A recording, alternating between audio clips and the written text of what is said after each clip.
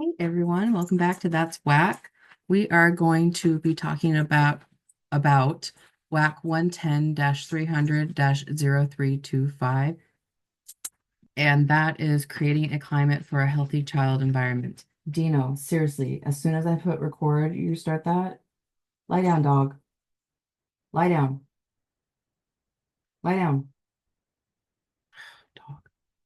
Anyway, so creating a climate for a healthy child development. So one, when communicating or interacting with children, an early learning provider must maintain a climate for healthy, culturally responsive child development, such as using a calm and respectful tone of voice, using positive language to explain what children can do and give descriptive feedback. Just saying no doesn't cut it. Be specific. If they did something well, tell them why, not just good job. Having relaxed conversations with children by listening and responding to what they say. Adult conversations must not dominate the overall sound of the group. Greeting children upon arrival and departure at the early learning program. That is a big one that teachers miss. Acknowledging when a child arrives and leaves. Do it. It's not that hard. Using facial expressions such as smiling, laughing, and enthusiasm to match a child's mood. Using physical proximity in a culturally responsive way to speak to children at their eye level and with warm physical contact, including but not limited to gently touching a hand or shoulder, sitting next to them, ap- approximate appropriately holding younger children close when communicating. Validating children's feelings and show tolerance for mistakes. Being responsive and listening to children's requests and questions, encouraging children to share experiences, ideas, and feelings. Observing children in order to learn about their families, cultures, individual interest, ideas, questions, and theories. Modeling and teaching emotional skills such as recognizing feelings, expressing them appropriately, accepting others' feelings, and controlling impulses to act out feelings. Representing the diversity found in early learning program and society, including gender, age, language, and abilities, while being respectful of cultural traditions, values, religion, and beliefs of enrolled families, and interacting with staff and other adults in a positive, respectful manner.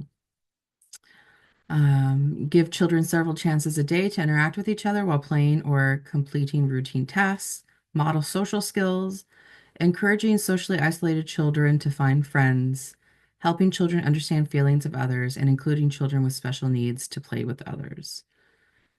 That last one there, I don't see.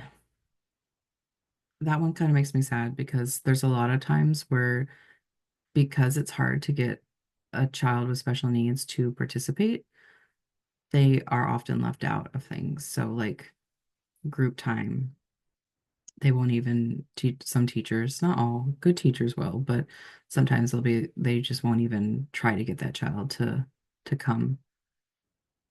And that kind of sends the message to that child that, oh, I'm not welcome. I don't have to do that. I'm not welcome there. They don't want me there. I'll just chill out here. So make sure that the children in your class would include them too. Like make it a thing. Like, oh, this person, let's come play, and or why don't you share that toy with this person?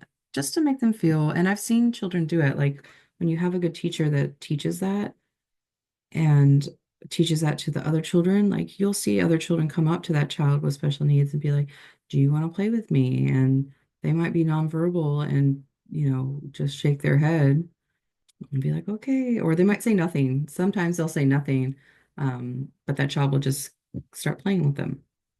And it's really great to see that, as opposed to where other bad, not as experienced teachers or just plain bad teachers don't encourage that. And then you see the other children just ignore that child and they're often by themselves. So make sure you're doing all those things for a healthy child environment. Lots of talking, being respectful. Emotions are a really big one, teaching them emotions like, oh, I see you're angry that you didn't get that toy and you're crying and you're mad and you're throwing a fit. Um, they're probably not going to hear you when they're in the middle of a fit, because it's, I forget what it's called, but they're not going to hear you. So talking afterwards about it too, instead of just like dismissing it, is important. So anyway, that is WAC 110-300-0325. Bye.